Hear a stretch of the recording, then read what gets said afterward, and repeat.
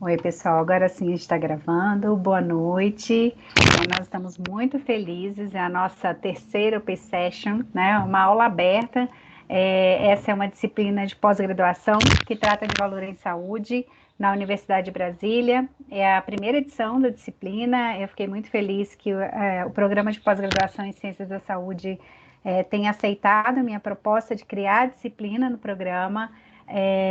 E de ter interessados, né? Porque eu poderia ter criado e a gente não ter alunos de pós-graduação. O pessoal tem microfone aberto, então a gente está aqui, né, em mais uma aula aberta comemorativa e com muita honra com a doutora Márcia Magdice, que é membro do nosso grupo de pesquisa, né, um grupo de pesquisa também voltado ao nosso laboratório de valor em saúde, que vai iniciar agora os trabalhos, né? Eu, felizmente, fui credenciada na pós-graduação na universidade, e aí a gente, de fato, pode começar as pesquisas na área, com o apoio, né, da pós-graduação. Então, muito obrigada a todos, aos externos que aqui estão, especialmente aos alunos, porque a disciplina só existe porque os alunos de pós-graduação se interessaram em fazer a disciplina.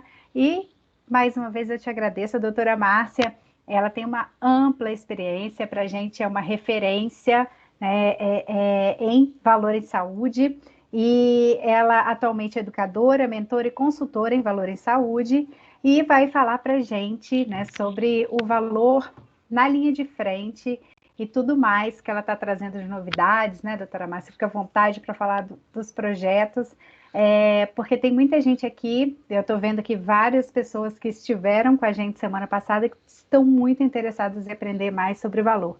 Então, não vou me estender, não vou me alongar, porque a doutora Márcia tem um compromisso depois e a gente quer ouvi-la, né? Por favor, a palavra é sua e muito obrigada mais uma vez. Muito obrigada, Elaine. É um prazer, como sempre, participar de todos os eventos que você cria, estimula e você tem sido uma grande divulgadora, entusiasta de Value Based Healthcare no Brasil. Eu acho que trazer a Value Based Healthcare para dentro da universidade é um desafio, né? Se a gente não educar, nós não nos reeducarmos em valor, a gente vai continuar pensando a mentalidade fee for service, porque nós somos treinados nessa mentalidade. Então, eu sempre falo que 5 anos atrás, quando eu decidi abraçar essa carreira, a primeira coisa que eu fiz foi buscar educação e valor. E a gente tem que buscar na fonte, porque vocês vão ver, e eu já vou compartilhar aqui o meu primeiro slide, para dizer que hoje Value Based Healthcare é mais ou menos que nem a fábula do elefante, os 3 homens cegos e o elefante, né? Dependendo de quem fala sobre valor e dependendo de que tópico vai ser abordado, você pensa que valor é uma coisa diferente. Então, alguns falam, isso é um modelo de pagamento. Eu ouvi recentemente que era um modelo de negócios. Não, isso é uma unidade nova de atendimento, é um centro de excelência. Não, isso aqui é uma condição clínica. Você pega a condição clínica, daí organiza e daí tem valor. Ou isso é um modelo de cuidado. E o fato é que, assim como lá na fábula deixa eu ver se eu consigo mudar aqui. Assim como na fábula dos 6 homens cegos e o elefante, cada um tem uma opinião firme e forte sobre valor, embora cada um esteja parcialmente correto, todos estão errados. Na grande maioria das vezes, vocês vão ver isso quando a gente faz alguns estudos para avaliar o que se está dizendo sobre valor. Portanto, quando... isso vai até 24 anos de idade, porque... Eu costumo começar falando de valor, dizendo o que é essa estratégia, né? N traduções para Value Based Healthcare existem. Eu gosto de dizer que várias estão corretas, então, cuidados da saúde baseados em valor, cuidado à saúde baseada em valor, medicina baseada em valor. A única que eu discordo, e eu falo isso sempre nas apresentações, de uma que fala saúde baseada em valor. Não existe isso. Saúde é um bem, é um estado de bem-estar, e o que a gente está tratando aqui é de como o sistema de saúde pode gerar valor e não da saúde em si. Então, essa estratégia proposta por Porter e Teisberg lá em 2006 é uma estratégia que visa transformar o sistema de saúde, que tem como princípio fundamental maximizar valor para os pacientes ao menor custo, e que envolve todas todos aqueles aspectos que a gente viu antes, e mais a medida de desfechos.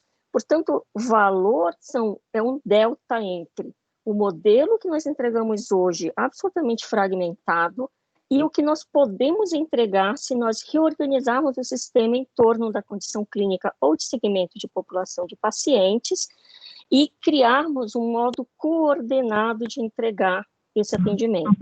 Há um custo que também será um delta. Esse delta, ele é um delta de custos e é um delta de resultados em saúde ou de desfechos. E por que a gente precisa implementar essa estratégia de valor em saúde? Porque a competição, como existe hoje no sistema, ela está errada. A gente tem uma estrutura de atendimento bastante inadequada.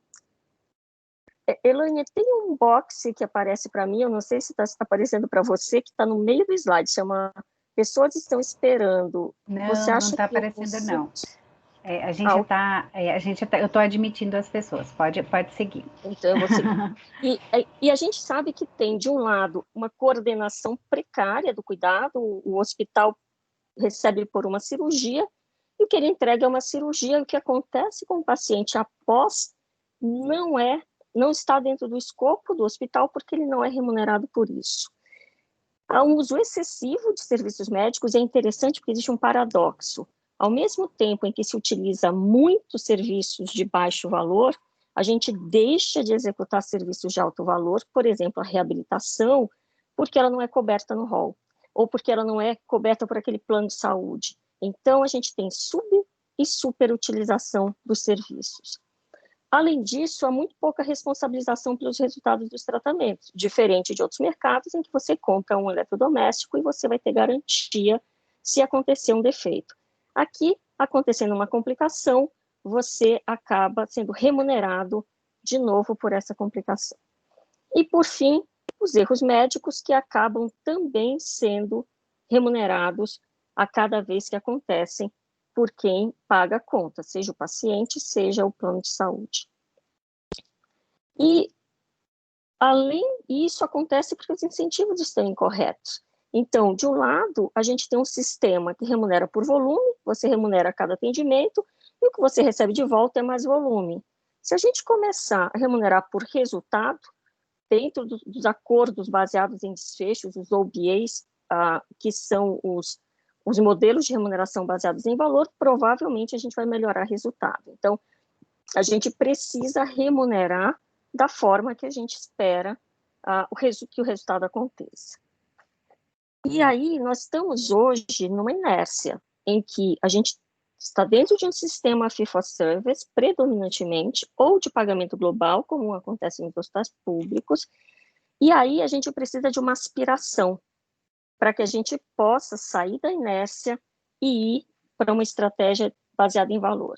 Só que para eu sair da aspiração para chegar na entrega de valor, a estratégia precisa estar clara. Eu preciso entender quais são as necessidades dos pacientes que não estão sendo atendidas pelo modelo que eu tenho hoje. Eu preciso co-criar solução com um time multidisciplinar, que aqui a gente está chamando de quem está na linha de frente, quem está de fato atendendo o paciente, porque é um princípio de valor que value-based healthcare é um esporte de equipe e que o valor só é gerado na interação do médico e da equipe multiprofissional com o paciente e a família. Não há geração de valor no nível do desenho ou da administração do modelo. Ela é gerada nessa relação.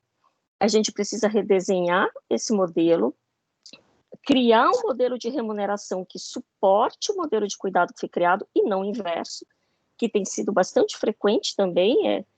As pessoas estão desenhando modelos de remuneração sem ter um modelo de cuidado criado. Então, a tentativa de trazer para dentro do fee-for-service um modelo que não é um modelo que é baseado em valor da fonte de remuneração, mas que não está atrelado à mudança no modelo de cuidado. e nós precisamos monitorar custos e desfechos, e aí ver o delta valor que foi gerado. Isso é valor na perspectiva do Porter e da Theisberg, quando a gente pensa especialmente na entrega de valor entre prestadores e pagadores. Quando a gente olha do ponto de vista do sistema de saúde, valor é a contribuição que se dá para um bem-estar coletivo ou social, e o pessoal, tanto no coletivo quanto no pessoal. E aí a gente entende que, ao se financiar o sistema de saúde, a gente deve pensar nesses 5 pilares. A gente tem que focar em saúde e não na doença. A gente tem que ser responsivo para atender o paciente da forma mais adequada, de acordo com a necessidade que ele tem, e ele deve ser protegido financeiramente, o que significa que ninguém precisa ter entrar em crise financeira por conta de um atendimento em saúde, e aqui tem a ver com o acesso universal à saúde. A gente precisa ser eficiente para reduzir desperdícios e tem que garantir equidade. E equidade, lembrem, não é oferecer o mesmo serviço para todo mundo. Equidade é oferecer o nível adequado de serviço de acordo com a necessidade de cada paciente. E aí a gente precisa estratificar a população, identificar essas necessidades e desenhar um modelo. E a gente tem que pensar na equidade em 2 vertentes. A equidade de acesso, mas uma vez que ele acesse, na equidade da efetividade. Será que eu estou oferecendo o melhor atendimento que o paciente precisa, ou eu estou simplesmente dando acesso a esse paciente? E quando a gente pensa nos profissionais da saúde que atuam na linha de frente, como que eles podem contribuir para o sistema de forma a gerar valor para o paciente? Primeiro, é o que a gente está fazendo hoje, a gente precisa de um autodesenvolvimento contínuo, não apenas técnico, que é o que a gente aprende na faculdade, na maioria dos cursos de pós-graduação, mas também entender o nosso papel dentro da estratégia de valor e aderir à melhor evidência científica. O segundo é que a gente consiga ajudar os gestores a criar esse novo modelo de cuidado. Esse novo modelo de cuidado vai ser sempre uma cocriação. Não existe um modelo que não se coloca os profissionais da saúde desenhando o modelo assistencial. É importante que a atuação de cada um do time assistencial é fundamental para a geração de valor. Por isso que a gente sugere que os modelos sempre tragam a questão da responsabilidade pelos resultados. Conhecimento, monitorização dos resultados e corresponsabilidade. Tem que treinar essas pessoas no modelo e, para a gente ser mais responsivo, a gente precisa de tecnologia. Então, o uso da telesaúde é dado pela Organização Mundial de Saúde hoje como um modelo que favorece a responsividade. A gente precisa pensar que as coisas têm custo. Portanto, aderir às diretrizes e reduzir desperdício e, de novo, usar a telesaúde ajudam a ser mais eficiente. É muito mais eficiente eu criar um serviço de teleassistência fora do horário de atendimento do que eu estender o horário de atendimento, por exemplo. E equidade garantindo serviços de melhor qualidade e de melhores desfechos. Portanto, do ponto de vista do mapa conceitual, quando a gente pensa no paciente e no time multidisciplinar, a gente tem do lado do paciente que entender quais são as necessidades que hoje não são atendidas pelo sistema fragmentado. A gente faz isso condição clínica a condição clínica, separa o segmento de pacientes e faz experience groups, grupos em que a gente detecta quais são as verdadeiras necessidades desses pacientes. Em geral, a gente tende a desenhar soluções do ponto de vista do provedor, do prestador do serviço. Nesse modelo, a gente faz invertido. A gente primeiro entende quais são as necessidades e as metas e desenhos de desfechos que importam aos pacientes, e aí o time multidisciplinar vai desenhar esses novos modelos de cuidado que envolvem a monitorização de custos e desfechos, e aí a gente vai negociar novos modelos de remuneração. E existem vários frameworks para implementação da estratégia de valor. O mais conhecido é o do Michael Porter, essa é uma publicação de 2013, que ele fez junto com o Thomas Lee, que é médico, lá, e que ainda hoje atende lá no Brigham, na Harvard, e tem 5 passos, sendo o 6º a construção de uma plataforma de TI, não menos importante, mas porque ampara todos os outros 5. Então, o primeiro passo é uma organização em torno de unidades de prática integradas, olhar para o grupo de pacientes com aquela condição clínica. E o segundo passo é qual segmento de pacientes eu estou me referindo. Dando um exemplo para vocês, eu posso falar de câncer de mama e entender que o segmento de adultos jovens, mulheres adultas jovens que têm câncer de mama, têm necessidades e metas completamente diferentes de pacientes idosas com câncer de mama, por exemplo. Portanto, qual é a condição clínica, qual é o segmento que eu vou atender no meu modelo. Segundo, eu preciso medir desfechos e medir custos no nível do paciente, não no nível do departamento ou do serviço ou dos produtos. E, por fim, com essas duas informações, eu serei capaz de produzir novos modelos de remuneração. Embora o Porter aqui fale sempre de bundles, os bundles são uma das opções, existem outras opções. Pode ser capitation na atenção primária, pode ser qualquer outra modalidade com pay for performance, desde que atrelada a desfechos, enfim. Esse atendimento precisa ser integrado, se a gente estiver falando em áreas geográficas independentes, nem sempre um prestador consegue oferecer toda a cadeia de valor de cuidado de uma condição clínica, mas ele pode estabelecer parcerias e garantir a integração da assistência entre os diversos níveis. E, por fim, os serviços de excelência deveriam expandir geograficamente, seja via telemedicina, seja presencialmente, para que ele ganhe volume, e ele ganhe escala, e ele ganhe expertise, e aí o ciclo todo se inicia. Esse primeiro modelo do Porter era um modelo muito voltado para a doença, muito voltado para pacientes com doenças estabelecidas, seja como episódio, um evento de doença, ele precisa fazer uma cirurgia e o episódio está resolvido, seja doença crônica.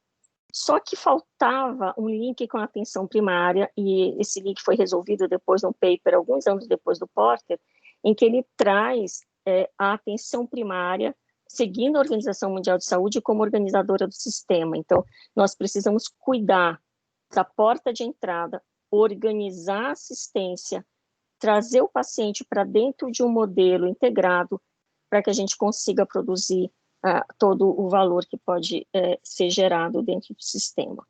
Então, qual é a diferença de uma organização em unidade prática integrada para o que a gente vê hoje? Hoje, a organização dos hospitais está em torno de especialidades. Então, você tem lá o time da unidade coronária, o time da hemodinâmica, o time da cirurgia cardíaca, da reabilitação, e o paciente usa de uma forma completamente fragmentada esses serviços e nem sempre usa todos os serviços que ele precisa, porque, por exemplo, a reabilitação pode não ser coberta. Quando a gente fala no paciente com insuficiência cardíaca e pensa numa unidade de prática integrada, eu penso diferente. Qual é o time multidisciplinar que tem expertise em insuficiência cardíaca, que vai ajudar a desenhar a cadeia de valor do cuidado e a linha de cuidado? Na cadeia de valor eu mapeio as atividades e todas tanto as atividades assistenciais quanto as de suporte, como engajamento, educação, métricas e pontos de contato do paciente, e depois eu desenho a linha clínica, que é a linha de cuidado. Isso é um papel fundamental do time multidisciplinar. Esse modelo só funciona e só é considerado uma IPU se eu tiver uma estrutura e um atendimento integrado, portanto, eu preciso de coordenação e de navegação desse paciente dentro do sistema. Eu preciso trazer educação e engajamento para que o autocuidado e o paciente tenha a parte dele na geração do valor, que esse time se responsabilize por esses resultados e produza ciclos de melhoria a cada rodada em que os desfechos são medidos. Só medir desfecho não leva à melhoria e nem à geração de valor. Nós precisamos atuar sobre esses desfechos. E quando a gente pergunta, recentemente lá para o pessoal de Santillon, que é um dos cases, esse ano foi o grande ganhador do preço VBHC na Europa, quais são os fatores críticos de sucesso para o modelo, em que eles têm 7 hospitais, cada um deles tem o seu próprio time, núcleo de VBHC, desenhando os modelos assistenciais para as condições selecionadas. Tem para ortopedia, para cardio e para outras cirurgias. E quando a gente pergunta qual foi o fator crítico de sucesso, é você ter volume, é você ter uma estrutura, ele fala, não, é o time. eu primeiro encontro um time assistencial disposto a participar disso e que queira fazer essa mudança junto com o hospital. E a função do hospital é criar o contexto e criar estrutura para que esses profissionais extremamente engajados e que entregam bons resultados construam junto um modelo baseado em valor. E a gente precisa medir resultados. Começando pelos resultados em saúde, não basta só medir sobrevida. Se a gente olha, por exemplo, o case da Martini Clinic, que é o maior centro de cirurgia de próstata do mundo, vocês vão ver, eu vou falar um pouquinho mais para frente sobre ele, vocês percebem que a diferença de sobrevida de 5 anos num paciente de câncer de próstata localizado é de 1%. Muito pouca diferença entre a Martini Clinic e a média da Alemanha. Agora, quando a gente usa os desfechos reportados pelos pacientes e pergunta para eles como que eles estão em relação à disfunção erétil e em relação à incontinência urinária, aí você está falando a linguagem que o paciente entende, a preocupação de um paciente com câncer de próstata localizado, que é qualidade de vida. Portanto, aí a diferença da Martini Clinic para a média da Alemanha é muito significativa, o que faz com que eles tenham cada vez mais pacientes do mundo inteiro indo operar lá.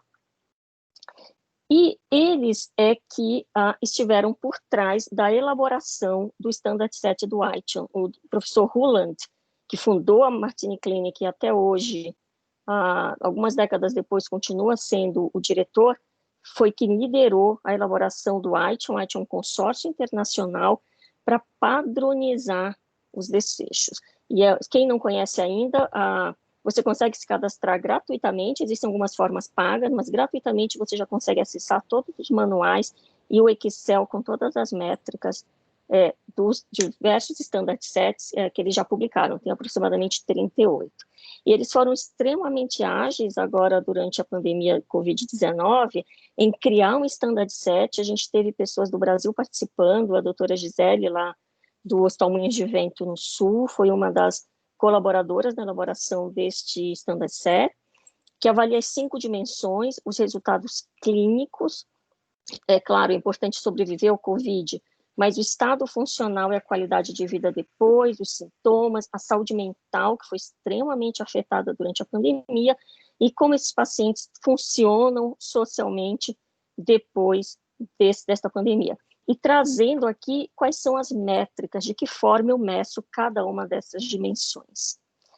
A medição de custos, ela é um pouco mais complexa do que a medição de desfechos, porque a gente tem metodologias muito diferentes entre as instituições, mas elas já medem os custos com viés financeiro, e o que a gente propõe não é que elas mudem a forma de medir, mas que para os projetos de value-based healthcare eu preciso do custo no nível da condição clínica ou do segmento da população, e eu preciso de custo real.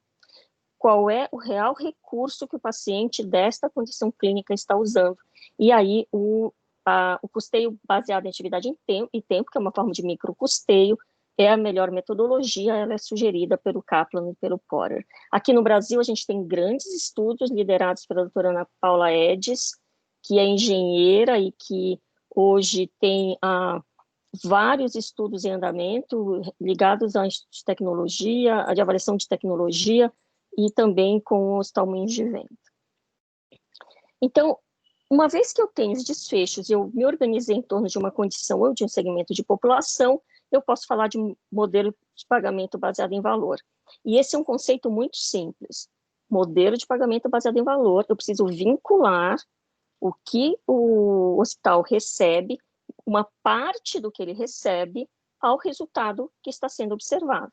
Se não houver esse link, é só um novo modelo de pagamento, ele não é um modelo baseado em valor. Já a implementação não é assim tão simples, porque eu preciso de dados. E a gente costuma dizer que antes da organização ser value-driven ou direcionada por valor, ela precisa ser data-driven, ela precisa produzir dados. E produzir dados que permitam, em tempo real ou quase real, que eu haja sobre eles. E isso, hoje, só 15% dos hospitais americanos têm. Portanto, tem um longo caminho. Mas o conceito que eu quero trazer aqui, eu preciso de dado e eu preciso de time. Não adianta eu ter um modelo em que eu fico lá ligando para o paciente para saber o desfecho, anoto, ponho no relatório e não tem um time atuando em cima desse resultado. Portanto, ele é value-driven, mas ele é team-based. Ele tem que ter um time por trás executando a estratégia de melhoria. E quais são os elementos chaves desse modelo? Eu preciso, como já falei, definir a condição e o segmento de pacientes, junto, definir o time assistencial. Às vezes a gente define primeiro o time e depois a condição, porque a gente acha a condição a partir do time. Redesenha esse modelo assistencial numa co-criação entre quem tem os conceitos e os frameworks de valor e o time que vai atuar na linha de frente. Define quais são qual é o modelo de remuneração, o Outcome-Based Agreement, o modelo baseado em desfechos, e a gente precisa fazer gestão do modelo. Tanto a gestão clínica, para que a gente garanta que aquele protocolo vai ser seguido, quanto a coordenação do cuidado, e ter um dashboard de acompanhamento do modelo que vai permitir que a gente tenha essa integração entre a gestão do modelo e a gestão clínica. E para isso, se a gente quiser escalar, precisa de tecnologia. É claro que você pode começar com papel, caneta e Excel. Você vai atender 20 doentes. A hora que você tiver 1.000, você precisa de tecnologia. Como que vem acontecendo isso na América Latina? Se a gente olhar os resultados do estudo que eu estou conduzindo em 5 países, o que nós observamos é que 3% só das organizações, são 70 hospitais participando, em Argentina, Brasil, Chile, Colômbia e México, só 3% conseguem fazer uma organização em torno de várias condições clínicas. 50% conseguem fazer isso pelo menos por uma condição clínica, que é muito bom. 41% conseguem medir desfechos reportados pelos pacientes e 24% já conseguem medir custo no nível das condições clínicas. Mas já existe uma dinâmica no mercado liderada pelo Brasil, em que 57% apenas dos hospitais é puro fee-for-service. 31% já é combinado, fee-for-service com pay-for-performance, fee-for-service com bundles, e 11% tem orçamentos globais. Então, já existe uma mudança de cenário. Para finalizar, eu gosto de mostrar que value-based healthcare não é futuro, é presente, e até um pouco passado, se a gente pensar em organizações como a Martini Clinic, que estão fazendo isso há mais de 2 décadas. Value-based healthcare tem vários cases, e eu sempre gosto de selecionar um desses cases para a gente poder tangibilizar o que é valor na prática. Então, como eu falei para vocês, a Martini Clinic é uma unidade de prática integrada de câncer de próstata. Começou lá em 2005 com o Dr. Ruland, da Universidade de Hamburgo. Hoje é o maior programa do mundo em cirurgia de câncer de próstata.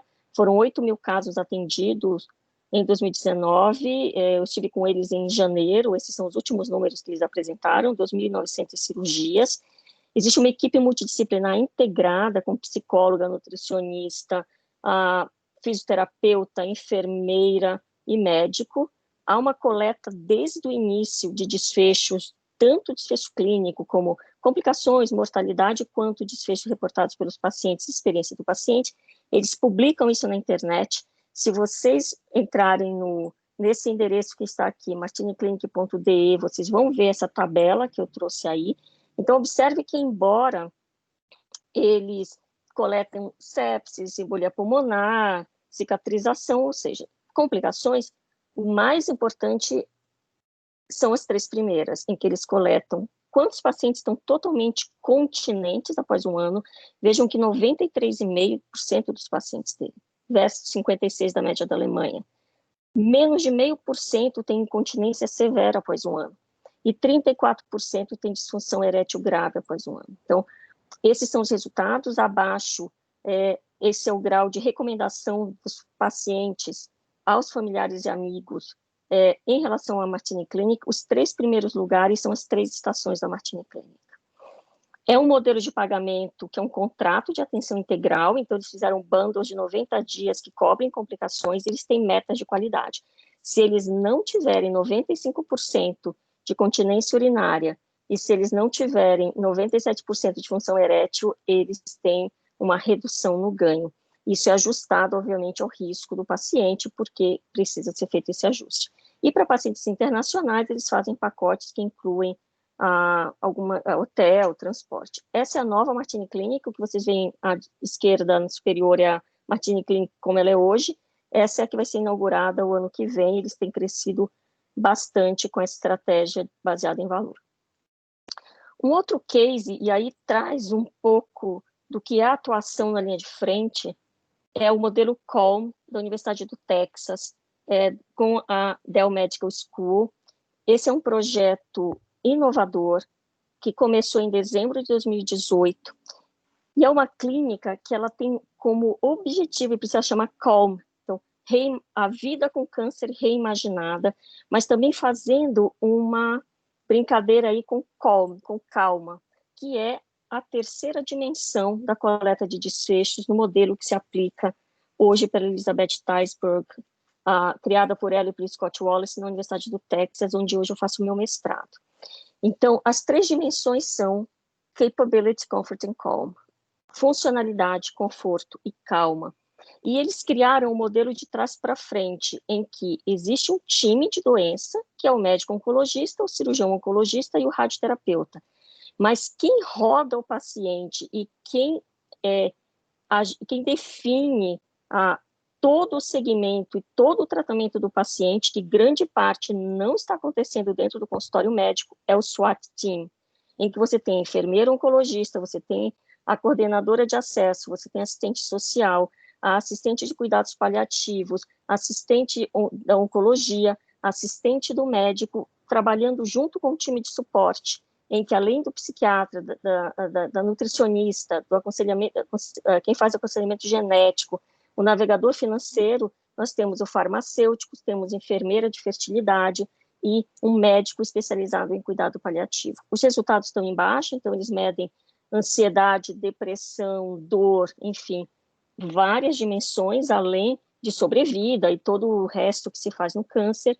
E hoje eles trabalham ainda no modelo fee-for-service, porque eles não conseguiram trabalhar de uma maneira diferente, mas já têm propostos e implementados alguns modelos de bundle para ciclos completos de cuidado.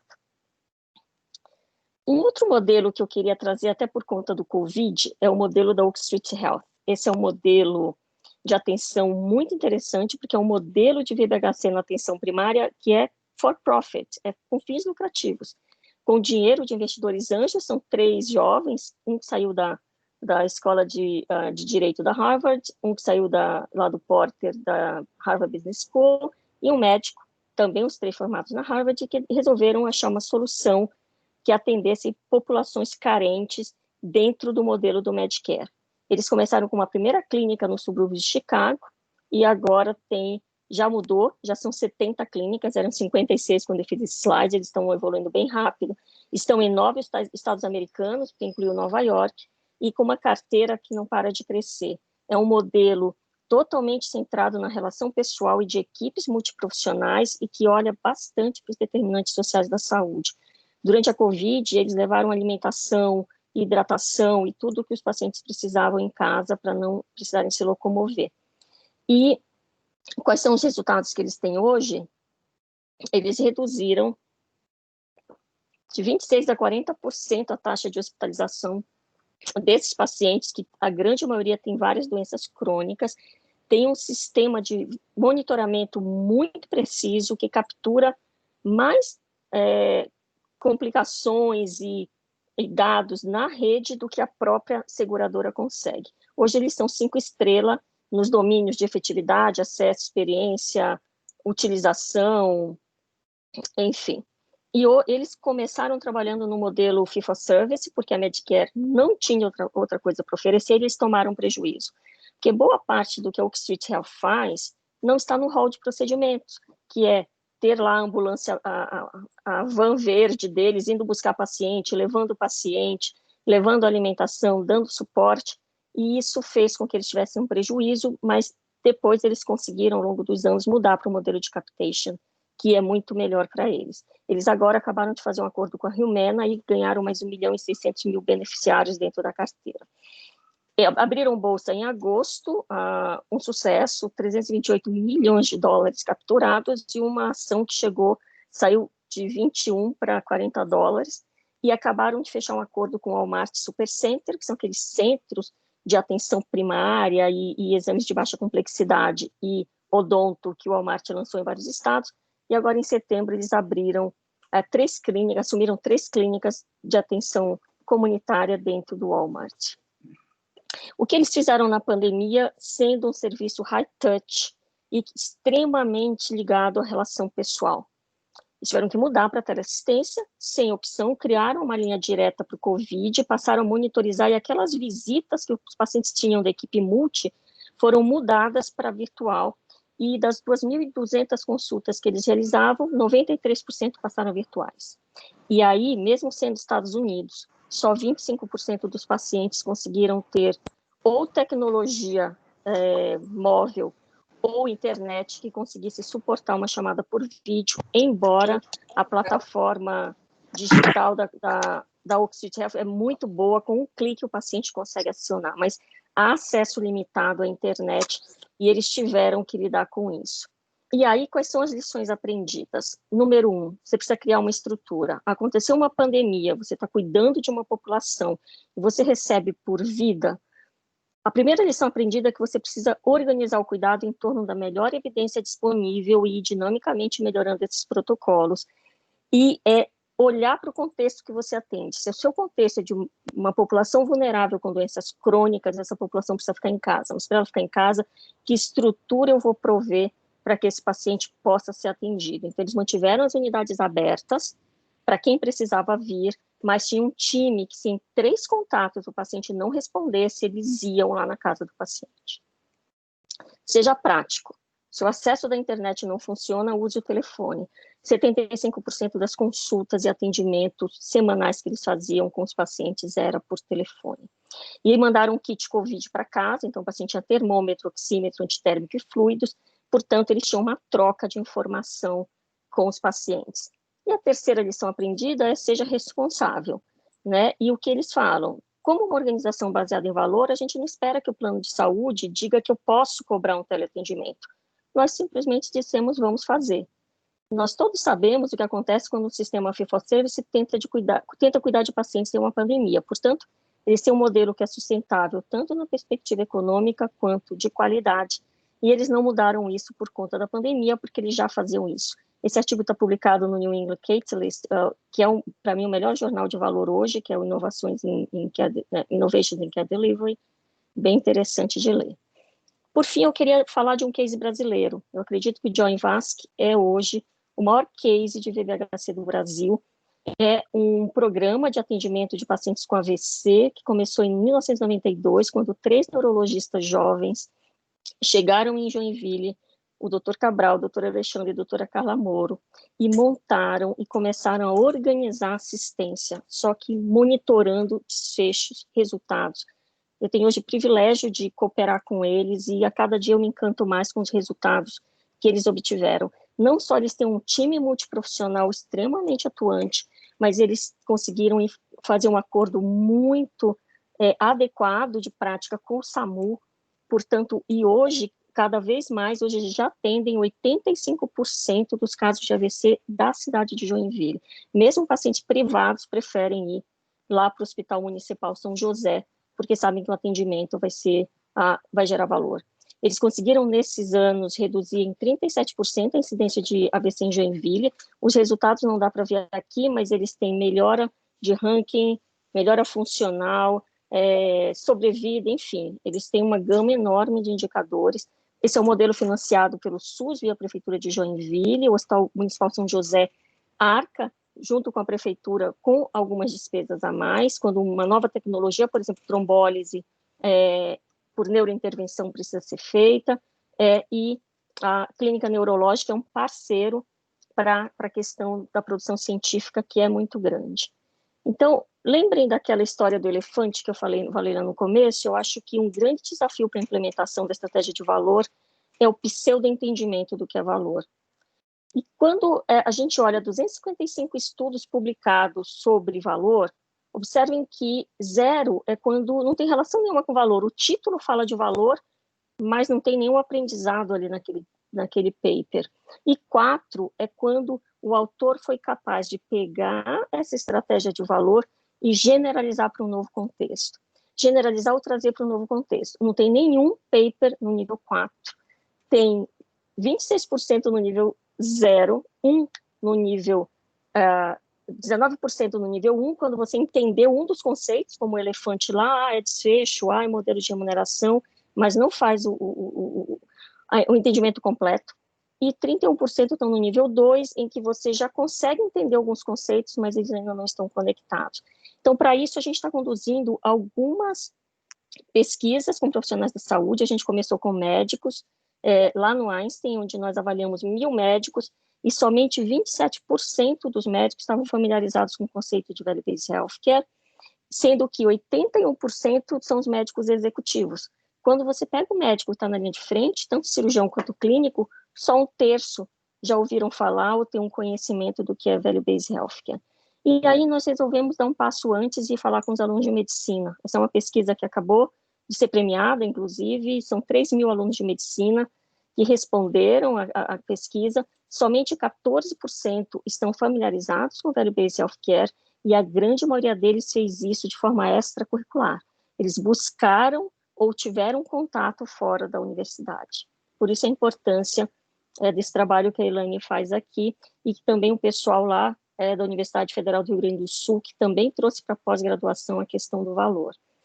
Então, quando a gente fala de inovação e liderança clínica, a gente tem que lembrar do conceito de cocriação. E aí essa frase também de um artigo publicado recentemente, no último número do New England Catalyst, para reduzir os custos e melhorar os resultados em saúde, os profissionais de saúde devem ter uma voz forte e valorizada quando se tratar de modelos de atendimento, ou de novas tecnologias, ou de novas estruturas de liderança. E 94% do comitê do Catalyst acredita que os profissionais da saúde, só eles vão conseguir, de fato, reduzir os custos do cuidado. Mas fica a pergunta, como esperar que os profissionais da saúde reduzam o custo do atendimento sem a confiança do nível de gestão de que eles podem inovar a forma como o atendimento é prestado?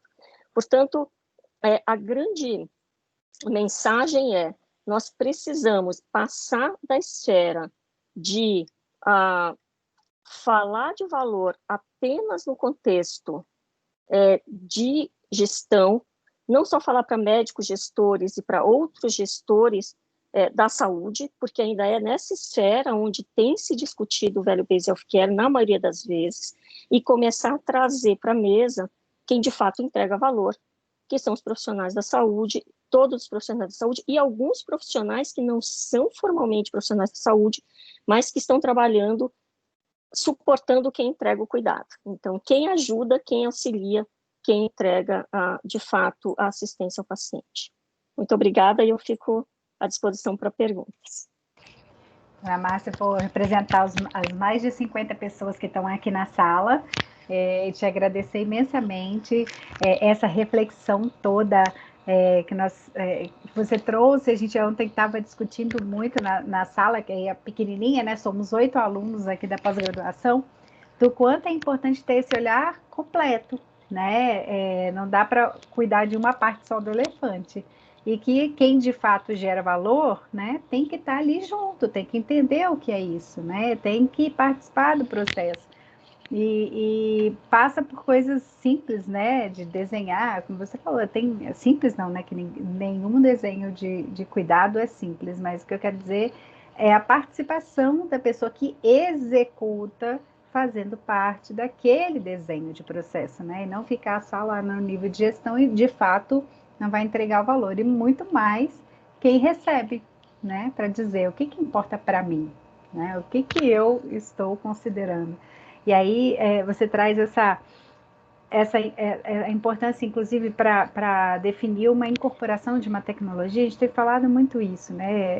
Em avaliação de tecnologias em saúde, o quanto aquele desfecho que está sendo analisado, com todas as evidências e tudo mais, importa para o paciente, né? E a gente já viu aqui no Brasil casos de uma pré-recomendação da Conitec, da Comissão Nacional de Incorporação de Tecnologias, será alterado porque o paciente fala: isso não é o que é importante, vocês estão avaliando evidências de desfechos que não importam. E alterou de não incorporado para incorporado. Então, assim, a gente pode pegar alguns cases, né, que embora não sejam completos, mas a gente vai avançando. É o que você falou, é presente, ninguém está falando, claro, é complexo, né, precisamos mudar muito, especialmente no que você traz dos dados, né? A gente tem uma cultura muito ruim de documentação, a gente não gosta de documentar, o brasileiro, né, em geral, não documenta bem, e aí a gente tem alguns gaps importantes para poder fazer, de fato, gestão, né, baseada em valor. Muito obrigada mesmo. E eu vou abrir, já tem gente com mãozinha levantada. Eu vou só, achei muito importante o que você falou. Eu tenho um slide que eu não trouxe hoje, mas é um slide que fala assim, que para provar novas tecnologias, a gente deveria olhar menos para o p-valor, para olhar para o valor de fato para o paciente. Então, a gente ainda está muito falando de custo-efetividade e dizendo assim, olha, o p-valor é 0,001 dessa tecnologia com aquela tecnologia. A pergunta, de fato, deveria ser que essa tecnologia gera de valor para esse paciente, né? E aí, não é isso que está sendo medido na maioria das vezes, né? A gente está medindo outros desfechos, outros resultados, mas não, de fato, o que importa para o paciente. E aí, um exemplo que a gente viu na Martini Clinic em janeiro é que eles estão usando cirurgia robótica pela primeira vez. Em 2009, foi feita mais cirurgia robótica em câncer de próstata do que a convencional, a cirurgia sem o robô. Só que os resultados são idênticos.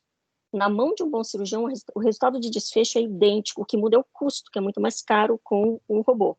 E a minha pergunta para ele foi, por quê? Ele fala, por causa do intenso marketing que faz com que o paciente exija o robô. Então, tem que educar o paciente também, né? Mas para que a gente eduque, eu preciso demonstrar, tem que mostrar esses desfechos. E a Martini Clinic não publicou esse desfecho. Então, qual é a ferramenta que a gente pode dar na mão de um paciente para ajudar na tomada de decisão? É o resultado. O resultado e um time assistencial que ajude o paciente a tomar a decisão com base em resultado. Então, são reflexões importantes. Passa por ter o dado e ser transparente com todos os stakeholders, né? Porque eu não vou fazer aí fala entrando em modelos de pagamento e tudo, eu não vou compartilhar risco com alguém que eu não conheça, né? Que eu não saiba os dados. Não tem como a gente fazer uma relação ganha-ganha se eu não estou consciente do que vai ser, né, disponibilizado. Muito bom, vou abrir. A gente está com o tempo apertado, como a doutora Márcia falou, ela está fazendo mestrado, então ela tem compromisso. Vamos abrir. Doutora Adelino, quer falar? Bem, eu quero primeiro agradecer novamente aí a fala, parabenizar pela fala, doutora Márcia, obrigado. Sensacional aí a abordagem. Bem, eu também adoro a Catalyst, e nesse último número eles trouxeram lá uma comparação como comentário dos quatro, né, de quatro sistemas com VBHC, Noruega, Inglaterra. Isso, a Holanda e a região de Boston, né, de Massachusetts. E eles concluem, né, os autores concluem exatamente na mesma linha que a senhora conclui a sua fala, que a gente tem falado para o público errado, os gestores sabem falar de VHV, sabem do que se trata, mas se a gente quiser, de fato, mudar a assistência, a gente precisa falar com quem se importa em agregar valor para o paciente, que é a equipe assistencial. E aí eu queria perguntar em qual a sua estratégia no Einstein, eu não sei se é exatamente lá que você tem executado o VBHC também, mas como estrategista, vamos dizer assim, mas como levar isso para a equipe assistencial, para os médicos, para os enfermeiros, de forma que eles consigam compreender e trazer essas inovações, confiar que eles de fato podem fazer isso, como você colocou aqui, falta essa confiança. Eu não estou mais no Einstein, mas montei o escritório de valor e tenho uma relação ótima com eles. O que eu sempre falo, eu sou consultora hoje, portanto, de uma empresa que está no Brasil e em Portugal, portanto, a gente é sempre chamado ou para desenhar modelos ou para opinar sobre modelos que estão em andamento. E nós fazemos uma primeira avaliação, que é o grau de prontidão da organização para fazer VBHC. E prontidão passa por quanto organizado ele está em torno de determinadas condições clínicas e quanto de educação em valor existe dentro da organização. E se não existe, a gente sugere primeiro um plano de educação. que varia de acordo com quem precisa ser educado, mas a gente coloca um plano de educação para que este time tenha não só conhecimento técnico, porque a gente vai precisar montar o time do projeto, que precisa ter as pessoas que têm conhecimento técnico e que têm esse entusiasmo pela mudança, porque, no fundo, os profissionais da saúde não gostam do modelo fee-for-service, porque ele te limita, você fica com um paciente que não tem direito à reabilitação, que não tem direito... E isso é um sofrimento para a equipe multi, tanto que a gente está trabalhando agora, o meu projeto de mestrado é em oncologia, comparando aquele modelo CALM que eu mostrei ao que se faz no MD Anderson, que é o maior centro de câncer do mundo. Eles não têm ainda aquele modelo, e a gente vai comparar. Só que além da gente medir a experiência do paciente nos dois modelos, a gente está medindo a experiência do profissional da saúde no modelo. Porque a gente entende que um profissional da saúde que trabalha no modelo organizado, ele também sofre menos. Porque ele não precisa ficar tentando formas de solucionar, ele tem que resolver a parte de saúde, mas ele tem que resolver muitas outras coisas, porque ele se vê numa situação em que ele, vou ligar para o meu amigo, vou ver se eu consigo te encaixar, e isso é uma sobrecarga, e é um sofrimento em cima Então, existe um questionário que já foi validado lá pela Universidade do Texas em Austin, que a gente vai aplicar não é cuidador, mas nos profissionais de saúde que cuidam do paciente. Então, o que a gente tem dito é, número 1, toda vez que me pedem para desenhar um modelo e não existe ninguém do time assistencial, a primeira pergunta é quem é o time assistencial. E muitas vezes a gente chega na condição clínica, a grande maioria das vezes, depois que identifica o time assistencial, porque pode haver uma percepção de que o mercado quer determinada condição clínica, só que aquele hospital, e não existe hospital bom em tudo, né? A gente sabe disso, e o hospital às vezes quer fazer algo que ele não faz bem. Que tal se ele olhar para o que ele faz muito bem, e certamente ele tem um time assistencial muito bom, e vamos criar um diferencial dentro deste modelo. Se eu não faço atenção primária, mas eu faço muito bem uma condição clínica, o que eu faço? Vamos criar parceria com a atenção primária e complementar o meu modelo com o que eu faço muito bem na terciária e na secundária, por exemplo. Mas isso tem que ser desenhado com o time assistencial.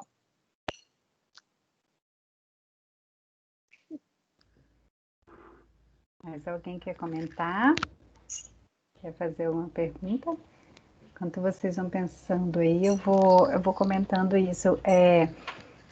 Sabe, doutora Márcia, às vezes as pessoas falam, mas isso é uma coisa completamente diferente, ou, né, que você está arrumando, você falava de qualidade e segurança, né, o que tem a ver, né?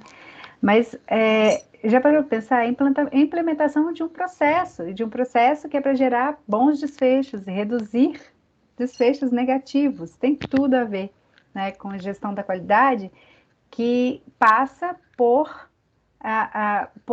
reunir a equipe assistencial junto ali, né? Não adianta, tem até agora eu esqueci de qual que é qual é a referência, né? Mas que compara o volume com o valor, né? E fala, o volume está focado olha lá aquele pessoal da qualidade que está implementando. E a gente tem que tomar muito cuidado para isso não acontecer também dentro dos hospitais hoje que querem dizer que estão fazendo valor e vão criar um escritório de valor e colocar o valor como é lá no escritório o valor, né? É no escritório de valor que você vai falar sobre isso. Né? E não ali, de fato, na assistência com as pessoas que vão fazer, né, realmente. E é impressionante, assim, tudo que a gente vai fazer, né? Era no checklist de cirurgia segura lá em 2007, o que a gente escolhia? A gente escolhia a equipe que estava a fim de fazer, a equipe que era mais disposta, né? Então, é por aí, né? Começar com os pilotos de quem está a fim de fazer, né? De quem compra a sua ideia. Qual a porta que está aberta, né? Sempre que me perguntam por onde eu começo, tem duas formas de começar, medindo o desfecho, não tenho dúvida que quem não mede não consegue, de fato, demonstrar valor, e a gente precisa de uma medida basal. Se você não tem a medida basal, a gente faz um tempo de medida para depois poder ter a ação, e pergunta para os pacientes o que importa para eles, né? Essa experiência que a gente tem na Universidade do Texas em Austin, com a Elizabeth Teisberg, é muito voltada para uma metodologia de primeiro entender quais são as necessidades e perguntar para os pacientes. Só que não adianta perguntar para um grupo de pacientes muito heterogêneo. O link entre eles não é só a condição clínica, é o contexto. Como eu falei, uma criança com diabetes não vai ter a mesma necessidade de um idoso com diabetes. Então, a gente sempre cria esses grupos dentro dos segmentos, quantos segmentos forem necessários, de acordo com as diferenças que a gente observa nas necessidades. Então, ouvir o paciente, quais são as suas metas com isso aqui? A sua meta é reduzir a hemoglobina ou é voltar a brincar com o seu neto no jardim, né? Essa é a diferença entre medir um indicador que é puramente clínico e entender qual é a necessidade. Eu queria viajar, mas não consigo viajar porque eu tenho uma diabetes descontrolada. Qual é a meta dele? Não é controlar o diabetes, é também, mas ele tem uma meta maior, que é poder fazer as coisas que dão qualidade de vida. Então, uma vez que você tem os desfechos que você quer atingir e você tem as necessidades, você constrói um modelo de trás para frente. Essa é a visão do paciente. Diferente do que recursos eu tenho, é isso que eu tenho para oferecer, então eu vou desenhar o modelo em torno do que eu tenho para oferecer. Só que eu só tenho um pedaço, não dá para fazer. Então, esse eu acho que é o modelo invertido que a gente chama de redesenho do sistema. Muito legal, nós temos 2 mãozinhas levantadas. Dárcia, por favor.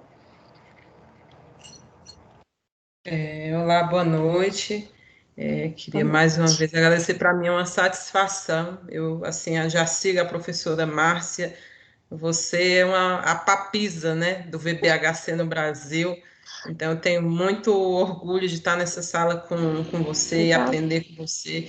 É uma satisfação. Eu queria, professora, se fosse possível, que você trouxesse um tema que para mim é muito sensível, é a transparência em relação aos dados. Por quê? Quando a gente começa a avaliar desfecho, o que a gente comenta, né, entre os hospitais? Todo mundo quer botar aqueles números lindos, né? Que não tem infecção, que está tudo maravilhoso, né?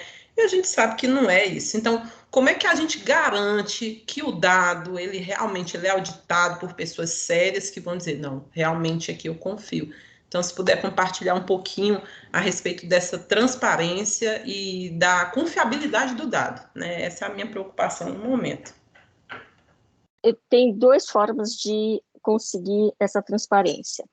A primeira, seria a gente ter um terceiro isento que faz essa medida. Então, por exemplo, nos Estados Unidos, quem mede a experiência do paciente é a Press Ganey. São organizações, quer dizer, o hospital fornece a lista dos 30% de pacientes que vão ser avaliados e é um terceiro que faz a medida de forma isenta. Só que a gente não pode esperar o Brasil ter isso para poder começar a medir desfechos. Então, eu acho que as próprias organizações vão ter que criar mecanismos para que o dado seja internamente auditado, em que eu tenho um time, de fato, focado no resultado e na padronização das métricas. Então, começar com poucos, a gente fala assim, se olhar a hierarquia do Porter, nível 1, 2 e 3, em que a gente sai de sobreviver até sustentar a saúde, não ter mais do que 2 a 4, 5 métricas por cada um dos níveis. Então, no final das contas, ter 5, 7 métricas no total, e vai fazer bem feito. Usar um padrão, não usar uma métrica que foi criada localmente, a não ser que realmente não exista nada, mas olha para a base do ITION, olha para a base do PROMIS, olha para as grandes bases que já existem, e colete métricas com padrão, e os padrões estão publicados. Então, como é que eu faço isso? E aí eu corrija isso para a gravidade do paciente, porque também não é justo eu comparar prestadores, seja ele profissional da saúde, seja hospital, sem corrigir para a gravidade. A gente sabe que tem serviços que atendem, ou médicos e equipe multiprofissional que atendem pacientes de maior complexidade do que outros. Então, eu preciso fazer uma correção, e o ITION tem lá, todo Standard Set tem quais são as variáveis de case mix que a gente tem que controlar. Criar um padrão e criar uma reputação em torno da coleta que você faz. Divulgar esse padrão, ter pessoas muito sérias cuidando disso, porque a Martini Clinic fez isso e muito se questionou da Martini Clinic. Ninguém ficou feliz quando eles se mostraram tão superiores à Alemanha. A reação foi isso aí, não é verdade. Quando as pessoas começaram a visitar e olhar o processo como ele é feito, em que os médicos e enfermeiros eles não interferem em nada, existe um time de coleta de desfechos que se tranca na sala com eles a cada 6 meses e abre cirurgião a cirurgião na frente de todos eles, quem está bom, quem não está bom e quem precisa retreinar. do chefe até o mais novo. Então, eles conseguiram criar isso porque o processo está muito transparente, está muito tecnológico, então está dentro do sistema, é possível checar se alguém baixar lá, embora eles não tenham contratado. Se alguém baixar lá para auditar, vai bater os números, e eles tentaram ser muito transparentes exatamente para que não achassem que era invenção. E os dados são consistentes, e quando você pergunta para o paciente confirma. Então, eu acho que dá para fazer isso. Tem que tomar muito cuidado que você mede para aprender. Você precisa criar esse ambiente de segurança em torno do aprendizado. Portanto, não dá para eu coletar 6 meses de dado e publicar na internet. Quando a gente conversa com o pessoal de fora, principalmente o Santion, isso é um processo de 2 anos. Você primeiro mede, olha internamente, vê se você fez um ajuste adequado dos dados, se você tem volume suficiente para comparar com 1000 casos da literatura, às vezes você tem 10 e resolve, não dá para fazer. Então, é um processo de ir ganhando a confiança do time assistencial de que você está medindo da forma adequada. Então, uma vez que isso está feito, eu posso começar a divulgar, mas fazer um ajuste interno, criar, e não adianta só medir. O Santion, a cada 6 meses, os hospitais têm que ter um projeto de melhoria implementado, porque os indicadores não são estáticos.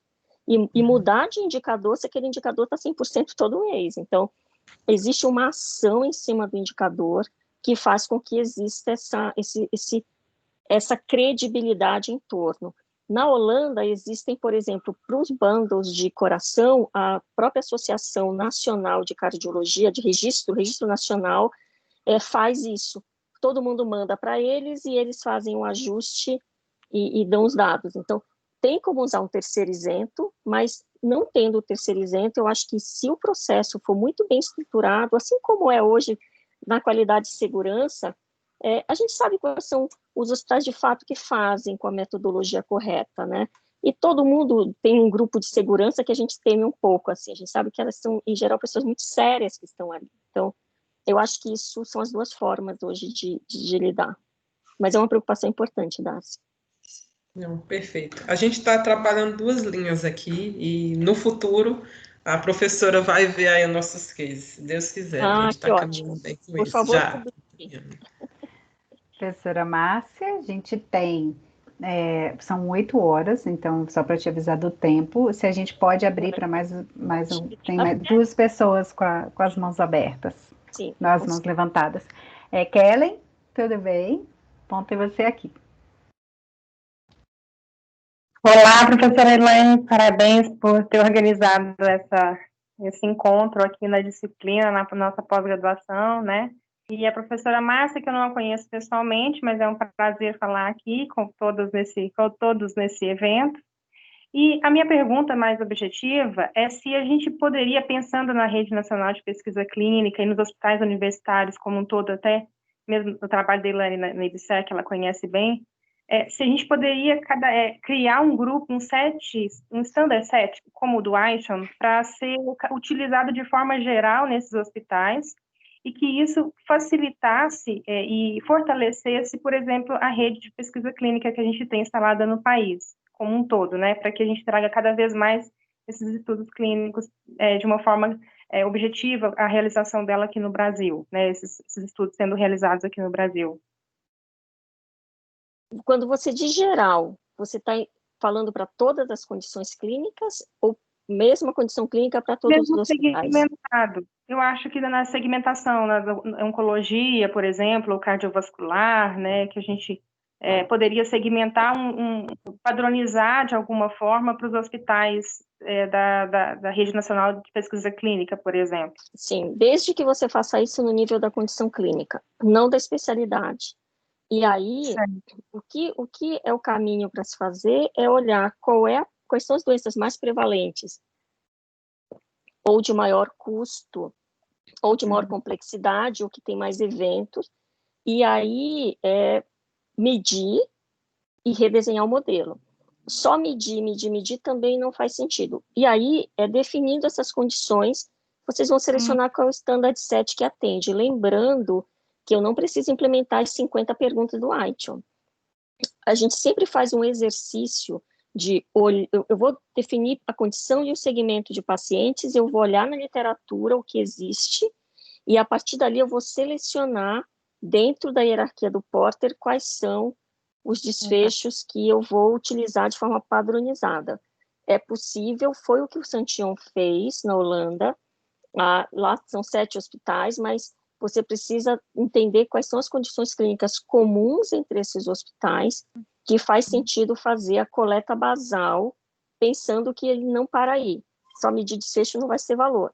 Ok, eu identifiquei que tem algo muito errado nesse hospital, quer dizer, qual é o hospital que está entregando mais valor e que ele deve servir como um guia para que os outros hospitais, com uma melhor prática, a gente sempre fala que a gente tem que sair da idade média, não adianta medir média, a média dos hospitais e você está abaixo ou acima da média, eu não quero ninguém na média, a gente quer o melhor, se o melhor está fazendo completamente diferente, isso tem que ser um aprendizado para os demais.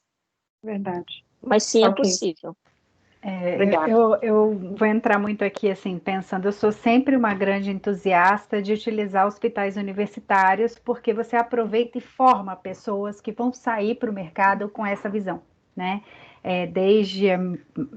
O que eu comecei a trabalhar foi em hospital universitário e tive esse aprendizado que foi trabalhar na EBSERH. Inclusive, tem ex-colegas aqui, inclusive a minha orientanda de mestrado, a Ludmila, que está aqui também, devia estar pensando aí, eu ri até porque eu falei assim, ela deve estar pensando como eu, porque eu acho que a gente hoje tem, dentro dos hospitais universitários, condição de, por exemplo, pensar nos desfechos ruins. Então, a gente tem um sistema que está implantado em quase todos os hospitais, que eu tive a grata satisfação de implementar com os eventos adversos. A gente teria condições de, pelo menos, olhar quais são os mais onerosos em relação aos eventos adversos, mas nós temos um grande problema que é justamente os dados, inclusive integrar as plataformas. A gente desenvolveu um painel de indicadores de segurança do paciente, pensando em comparar as instituições internamente à rede, né, para comparar esses desfechos aí, pensando, né, dos desfechos de segurança. Implementamos esse painel, um painel online, mas um dos pedidos iniciais foi: a gente não está preparado para se comparar sabendo quem é quem. Então, ele é descaracterizado. Então, eu sei qual é o meu hospital, eu consigo enxergar os demais, mas... Então, a gente fez um manual com as fichas dos indicadores para que todo mundo coletasse da mesma forma, só que quando a gente via uma discrepância, a gente ia avaliar, as pessoas não estavam fazendo a coleta, mesmo fazendo treinamento e tudo mais. Então, é um desafio enorme, né? Para fazer, mas eu sou uma grande entusiasta, eu vou achar que é possível, entendeu? Ainda que fosse esse painelzinho aí, que tinha esses problemas, que às vezes vinha uma mortalidade altíssima, você falava, esse tá fora, mas o resto consegue se comparar, e a gente ia e agia em cima desse. Então, eu acho que é possível, Kellen, e a gente tem que aproveitar, né, para formar pessoas, né, em valor. Eu sou uma entusiasta. Se os holandeses conseguiram, por que a gente não vai conseguir? Então, que o alcance é muito bom, né? É um alcance bom.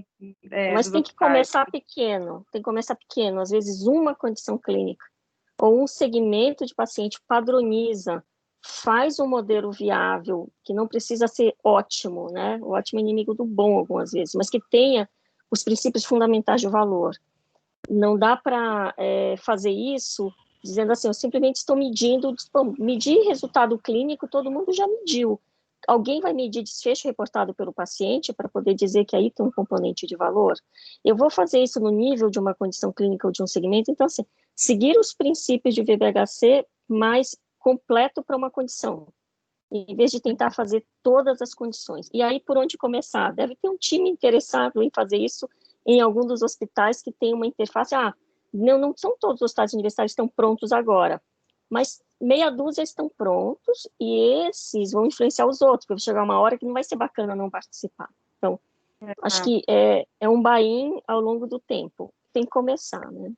Exatamente. Eu ia dar uma aula esse ano no EBSERH, né? E foi adiada vai ser, eu acho que mais para o ano que vem. Que legal. Bom, eu acho que dá, mesmo com toda a gente vai fazendo isso, vai escolhendo aqueles que topam naquele momento, né? A gente começou com segurança, por exemplo, com 5 hospitais que falavam de segurança de alguma forma lá em 2014, 2013. E eu saí de lá ano passado, né? 2019, com todo mundo se reunindo, 40 hospitais se reunindo para falar de segurança. Uns mais avançados, outros menos, mas os 40. Bom, vamos lá, Carlos. Obrigada, Kellen. Agradeço. Um abraço. Boa noite, professora Márcia. Foi bom ouvir a senhora e parabenizar mais uma vez a professora Elaine aí por essa série de palestras, enfim, essa disciplina. Estou tendo o prazer de participar. Eu queria dialogar um pouquinho com uma questão que a Dácia levantou, de que forma promover transparência nos dados, né? Eu queria relatar uma experiência que eu moro em Brasília, sou médico aqui em Brasília. Nós tivemos uma experiência muito interessante aqui em 2013, quando foi lançada a Rede Cegonha, em que nós compomos uma tríade, né, de organizações interessadas, ou seja, o grupo de pessoas que estão interessadas em fazer alguma coisa, né? Então, tinha a universidade, né, um grupo de pesquisa, um grupo da ouvidoria da Secretaria de Saúde e o grupo condutor da Rede Cegonha, que é o pessoal que executava. Então, foi feito um desenho de avaliação da implementação, né, em que a gente avaliava a percepção da usuária, né, da puérpera, em relação aos cuidados, em relação a vários itens, a aceitabilidade dela em relação digamos assim, a todo o processo pelo qual elas passaram. Então, a gente avaliou durante um mês, foi via telefone, nós fizemos entrevista, o pessoal da ouvidoria entrevistou, né? Ou seja, um elemento externo, essa experiência dentro do SUS, né? Um elemento externo, ou seja, o conceito de ouvidoria ativa é um conceito muito interessante, porque sai daquela visão antiga de ombudsman, uma postura ativa para saber de que forma contribuir com a melhoria da qualidade da atenção ao usuário. E foi muito interessante, gerou um trabalho, na verdade foi um trabalho iniciado do Ministério, né, que eles entrevistaram mais de 100 mil puérperas no Brasil inteiro, e nós replicamos aqui em Brasília com assim, uma experiência muito interessante, que isso foi devolvido para a gestão para possibilitar correções. Na época a gente nem tinha ouvido falar nessa questão de valor, mas nessa série de palestras, etc., e a senhora falando aí também, a gente, de certa forma, estava fazendo isso, né? E usando ferramentas dentro do próprio sistema de saúde, que a gente sabe que tem uma série de dificuldades para poder fazer as coisas. Ou seja, quando tem um grupo, mesmo que pequeno, querendo fazer as coisas, dá para fazer, mesmo com dificuldade. Obrigado. Eu agradeço você compartilhar, e o que a gente sabe que é possível fazer, e a gente sabe o quanto que esse dado é rico, não só para quem faz gestão, mas para quem está lá na linha de frente. O que nós precisávamos era que isso fosse feito não pontualmente, né? Que a gente conseguisse ter uma estrutura, porque a gente sabe que não é fácil medir, né? Provavelmente você deve estar falando e lembrando de um esforço enorme que foi conseguir atingir essas mulheres, conseguir uma taxa de retorno, conseguir padronizar e ter um time para coletar. Mas a maioria das iniciativas que a gente vê ainda são muito pontuais. A gente precisava criar para dentro do sistema uma forma continuada de medir esses resultados, para que a gente possa criar ciclos contínuos de melhoria. Então, a gente acaba fazendo um ciclo de melhoria, mas a gente não consegue sustentar. Por quê? Ou porque não tem tecnologia, ou porque não tem recursos humanos. Então, é possível, vocês fizeram, e isso mostra que é possível, mas aí vem a questão do que nós precisamos de um suporte ali na gestão. Qual é o contexto? Que é o que eu falei. Gestão. Exato. Então, eu preciso de um contexto que garanta que isso vai acontecer. Um exemplo lá de João Vasque, com uma mudança de gestão, se interrompeu toda a coleta de desfecho anos atrás em Joinville. Como é que eles mudaram isso? Criaram uma lei no município que não pode mais interromper. Então, a questão que vai para além do time assistencial. A gente precisa trazer o time assistencial para desenhar o modelo, e quem está lá na gestão ou pagando tem que criar o contexto. O que a gente tem visto é que quem deveria criar o contexto está tentando criar o modelo.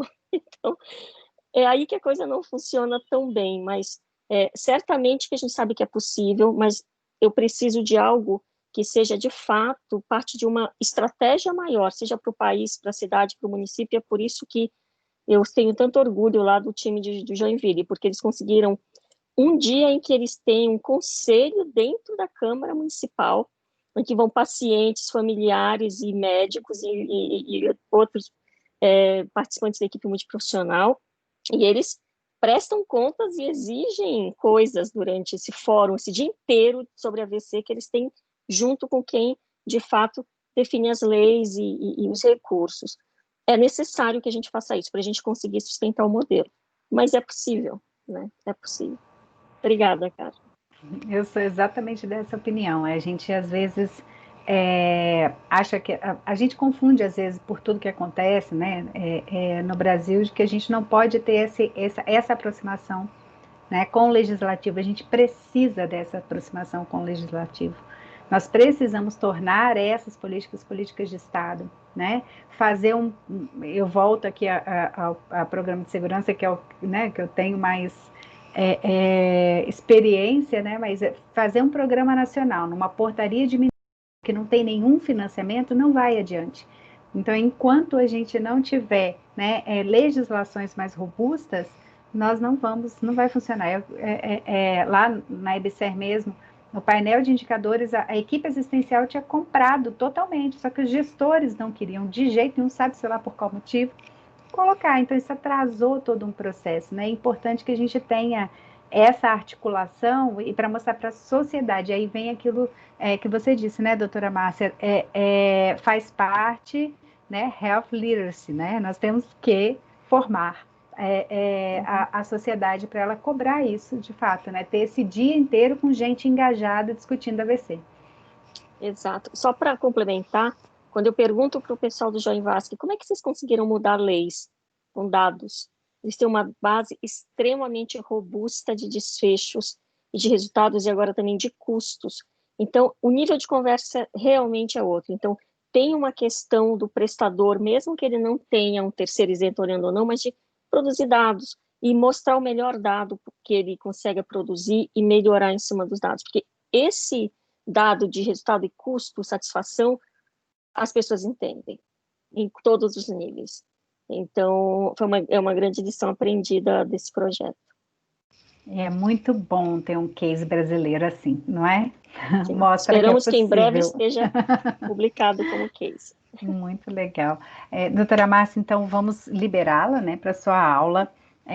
Agradecer imensamente mais uma vez pela sua disponibilidade. A doutora Márcia permitiu que a gente gravasse, então nós vamos disponibilizar. Foram muitos pedidos da semana passada e a gente esqueceu de gravar. Agradecer a cada um de vocês, né, mais uma vez aos alunos da pós-graduação, né, o doutor Carlos e todos os demais que estão aqui, e também as pessoas da audiência externa que estão aqui com a gente, vários queridos aqui na lista aqui, né, de pessoas que a gente tem uma relação há algum tempo, que vem sonhando e modificando as coisas pelo Brasil. Muito obrigada mais uma vez, doutora Márcia. Obrigada, Elaine, sempre à disposição. Boa noite para todos. Tchau, pessoal. Boa noite. Bom descanso a todos. Boa noite, um abraço. Boa noite, gente. Boa semana, bom resto de semana. Boa noite.